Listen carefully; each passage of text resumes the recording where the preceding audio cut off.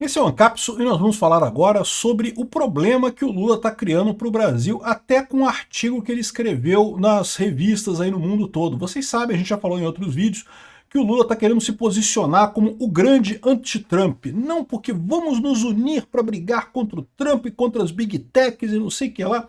Ele acha que está movendo um movimento de milhares de pessoas e coisa e tal, mas na verdade ele tem só apoio em pequenas bolhas e mesmo na bolha da esquerda tem um monte de gente com medo agora de ser associado ao Brasil porque ficou estranho. Ficou exposto para todo mundo a forma como o Brasil tem tratado o Bolsonaro. O pessoal chamou atenção para isso. Ninguém gosta do Trump no mundo, não vou enganar vocês não, tá? O pessoal na Europa não gosta do Trump, na América Latina não gosta do Trump, e a verdade é essa. Mas todo mundo sabe que o Trump levantou um ponto verdadeiro, a questão do tratamento ao Bolsonaro aqui no Brasil. Não teve golpe nenhum, gente. O Bolsonaro começou a fazer a transição assim que ele perdeu a eleição. Que diabo de golpe é esse que esse pessoal inventou? É o pessoal do PSDB preocupado com a volta de Bolsonaro.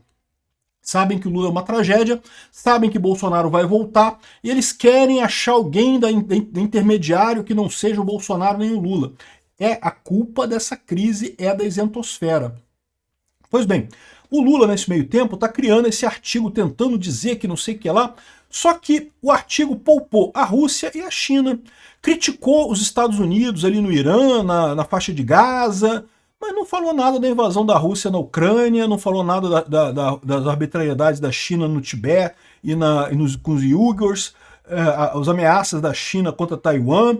Ou seja, ficou claro para todo mundo que essa tal soberania, entre aspas, do Lula, é, na verdade, submissão à China e à Rússia. É isso que o Lula está vendendo. Ele não está vendendo soberania de verdade. Ele está vendendo submissão do Brasil para a Rússia e para a China. Vamos entender esse caso aqui? Porque, na verdade, isso já está acontecendo. O que o Lula está fazendo já é dar recado do Putin, tá? Já é isso, nós já somos submissos à Rússia neste momento. O Lula já está dando recado para o Putin neste momento. E isso vai levar a gente para um buraco enorme no final das contas. Essa notícia foi sugerida por Nippon Ancap, Dedo Mindinho renegado pelo Lula e várias outras pessoas. Obrigado aí ao pessoal que sugeriu notícias lá no nosso site, no visãolibertaria.com. E obrigado a você que está assistindo o nosso vídeo. Se você gosta do nosso conteúdo, por favor, deixe o seu like e se inscreva aqui no canal, né? Então, a gente falou sobre essa carta do Lula, aqui, ó, tem um artigo do Lula aqui, cadê o artigo? Acho que está aqui a íntegra do artigo aqui. É um artigo grande, aqui ele fala que não, que o ano de 2025 deveria ser um momento de celebração das 8 décadas da existência da ONU, mas vai entrar para a história como o ano em que a ordem internacional desmoronou. E, de fato, porque a ONU não serve mais para nada. Nisso aqui eu concordei com o Lula. As rachaduras já estavam visíveis, eu não sei o que lá, não sei o que lá, mas aí ele começa a criticar aqui, ó, o colapso financeiro de 2008 evidenciou o fracasso da globalização neoliberal. Ele quer torrar dinheiro, meu amigo. A visão do Lula é que esse negócio de compra e venda, de negócio, de livre comércio, isso não funciona. Tem que ser governo grande. União Soviética, vamos fazer uma grande União Soviética no mundo todo, né? Parece que ele não sabe o que aconteceu em 89, né? A impressão é essa, né? O colapso financeiro de 2008 evidenciou o fracasso da globalização neoliberal. Lula, você lembrou de falar que o colapso da União Soviética em 1989 evidenciou que o comunismo não funciona? Porque eu vou te dar uma dica. A crise de 2008 foi feia, realmente, um monte de gente perdeu dinheiro. Mas a verdade é que meio que não mudou nada no mundo, tá? Tudo continuou funcionando. Assim, foi uma crise, é verdade, muita gente perdeu dinheiro, mas os estados continuaram funcionando, as empresas continuaram funcionando, muito diferente da queda da União Soviética em 1989. Ali, meu amigo, acabou a União Soviética inteira, o governo desmanchou. Por que o Putin cresceu tanto naquela época? Porque o Putin era o chefe do porto de São Petersburgo naquela época, e como não tinha mais governo, não tinha mais ninguém com governo, e o pessoal queria vender coisa, que vender quinquilharia para o Ocidente, ele começou a assinar da mão dele ordem de venda. Então ele começou a crescer por conta disso. Ele ajudava os mafiosos que queriam vender armas russas e qualquer coisa que tivesse na Rússia para poder conseguir algum dinheiro, né? O rublo não valia mais nada, então o pessoal precisava de dólar. E aí começaram a querer vender, e precisava como o navio está na Europa, precisava passar pelos portos da Europa, precisava ter um conhecimento assinado pelo governo russo. Só que não tinha mais governo russo, acabou, não tinha mais ninguém. Aí o Putin começou a assinar as ordens da mão dele lá e funcionou, e é por isso que a gente tem essa tragédia que a gente está hoje, né? Ou seja, a crise de 2008 não evidenciou falha nenhuma. A crise de 2008 foi uma crise séria do capitalismo, sim, mas a de 89, essa evidenciou a falha do comunismo, né? Aí tá falando aqui que aprofundou desigualdades e coisa tal. Nada aprofunda mais desigualdades que o comunismo, Lula. Nada.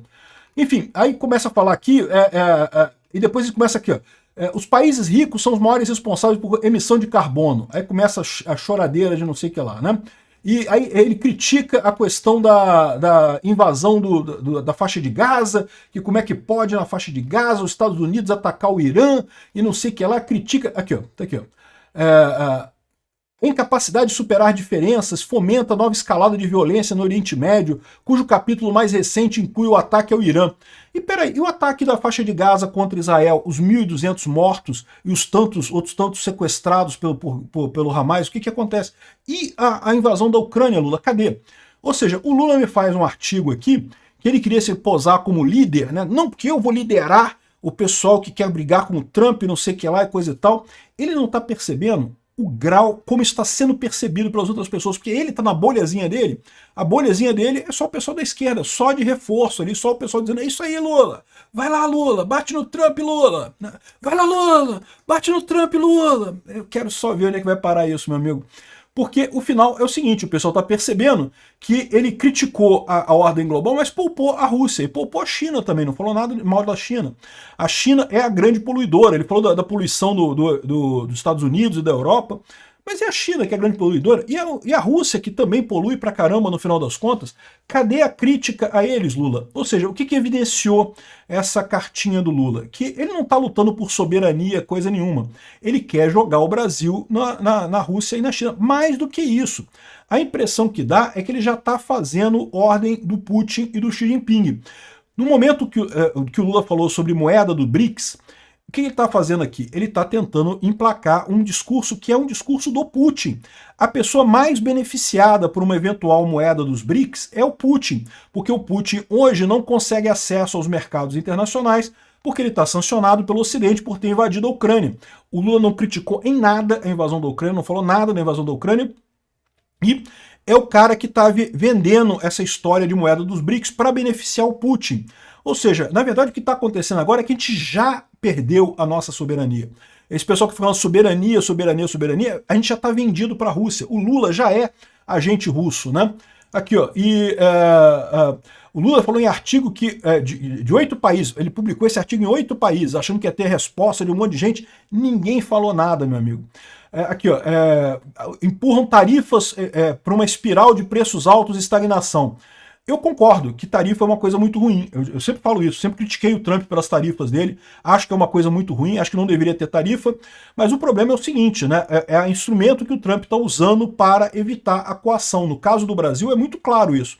Eu critico as tarifas do Trump contra a Europa, contra o México, contra o Canadá, porque não tem nada que ele queira exigir desse pessoal. Aqui no Brasil tem razão a tarifa dele. Na Rússia tem razão também, porque de fato o governo russo está invadindo um outro país. Tem razão ter tarifa por lá. Tem razão ter sanções para lá, né? E, ou seja, o Lula, ao poupar a Rússia, deixa claro o alinhamento dele. É aí que eu falo para vocês, esse que é o problema. O Lula tá achando que é o rei da cocada porque o Lula não dá importância para a Ucrânia. Ele simplesmente não se importa. Ele acha que é um negócio, um detalhe. Aliás, muitos brasileiros têm esse problema. Acham que é um detalhe isso. Não é, principalmente para o pessoal na Europa, é uma coisa muito importante. É a invasão de um país soberano por outro país soberano. É a primeira vez que isso acontece desde a Segunda Guerra Mundial. É um negócio extremamente sério. Toda vez que isso aconteceu, levou ao caos na Europa. Aí, o pessoal falando aqui, ó, repercussão internacional. Os jornais falaram sobre o caso e não sei o que lá. Não teve tanta repercussão assim não, tá? Eu mostrei para vocês aqui. Falaram na segunda página, na terceira página, mas falaram evidentemente sobre isso. Aí, olha só o que o pessoal fala aqui, ó. Silêncio dos aliados. Após o anúncio do Trump, o silêncio predominou entre as lideranças internacionais aliadas ao Lula, inclusive por parte dos BRICS. Ninguém falou nada. Só a China emitiu uma notinha, e mesmo assim uma notinha bem fraquinha, sem nada. Ninguém mais falou nada. E mais do que isso, teve o caso da eleição da OEA, que eu falei no outro vídeo ontem.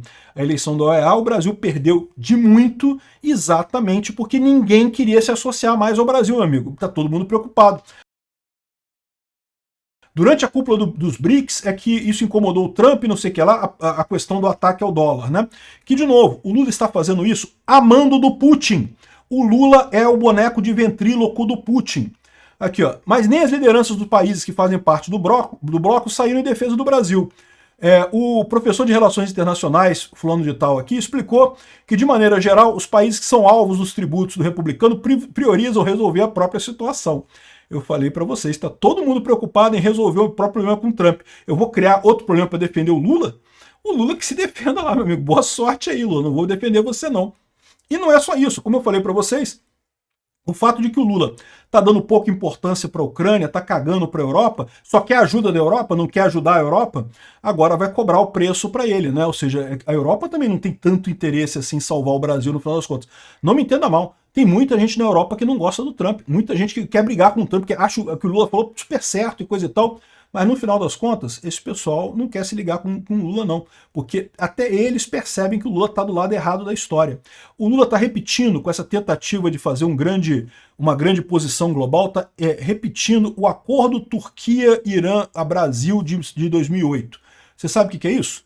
Pois é, o Brasil tentou resolver o problema da faixa de Gaza, cara. O Brasil foi lá, conseguiu engrupir o Erdogan, o Lula com o Erdogan, fizeram um acordo com o Ahmadinejad e coisa e tal, para resolver o problema do Irã e do Oriente Médio e coisa e tal.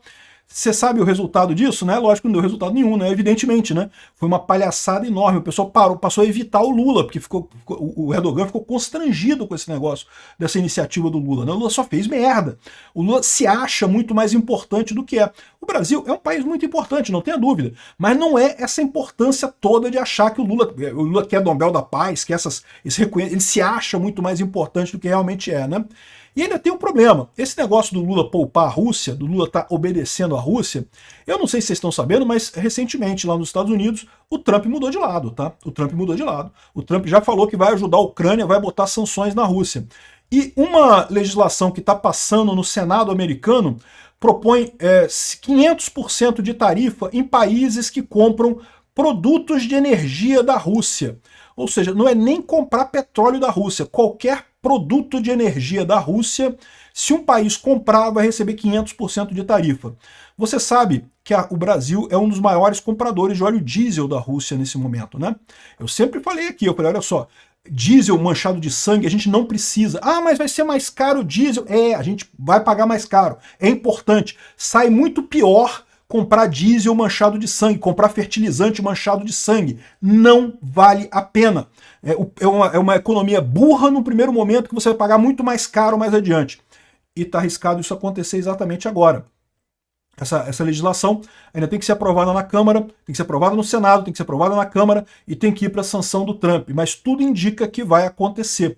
O Trump está se posicionando corretamente do lado da Ucrânia agora e está batendo na Rússia. Então isso vai acontecer e isso pode ferrar com o Brasil ainda mais. Tá achando ruim 50%, vai vir 500%, o que vai ser basicamente bloqueio de compra de qualquer coisa do Brasil pelos Estados Unidos, né? Então essa é a situação do Lula. O Lula quis cantar de galo, achou que estava liderando o mundo livre na cabeça dele. Não, você está liderando o mundo que está morrendo. Você está liderando o mundo moribundo da esquerda mundial, que não consegue mais fornecer soluções para os problemas atuais da sociedade e está morrendo no mundo inteiro. E está culpando a rede social. A culpa não é da rede social, a culpa é de vocês, da esquerda mesmo. Então, olha o buraco que a gente está se metendo, né? O pior é se a gente chegar na Venezuela. Aí, meu amigo, aí não vai ter saída tão fácil. Aí a coisa fica mais complicada realmente. Aqui, ó, o Flávio Gordon mata a parada aqui, ó. Lula, Trump e a soberania de fachada. O círculo da proteção do Vyshynski tropical. Ou seja, o que ele está dizendo aqui é que o Lula não tem nada de porra de soberania brasileira. O Lula está agindo pela Rússia. O Lula está agindo a mando do Putin. E é só isso. Não tem nada de soberania no final das contas, né? Soberania made in China. É a soberania que obedece à China. É isso daí. Quando o Lula fala de soberania, ele está querendo dizer que ele tem que aceitar a venda da nossa soberania para a China e para a Rússia, o que, diga-se de passagem, não é tão incomum na América Latina, infelizmente. De novo, se a gente conseguir ter eleições em 2026, eleições livres, com o Bolsonaro concorrendo, eu não tenho problema nenhum não, tá tranquilo. A gente vai ganhar e vamos mudar essa coisa toda, vamos consertar esse país mais dia menos dia. O meu medo é a gente embarcar no modelo Venezuela. Aí, meu amigo, vai demorar mais tempo para a gente sair dele. Obrigado por assistir o vídeo até o final. Além de curtir, compartilhar e se inscrever no canal, considere se tornar patrocinador com valores a partir de R$ 1,99. Clique no botão Seja Membro abaixo para saber as condições e vantagens de patrocinar o canal.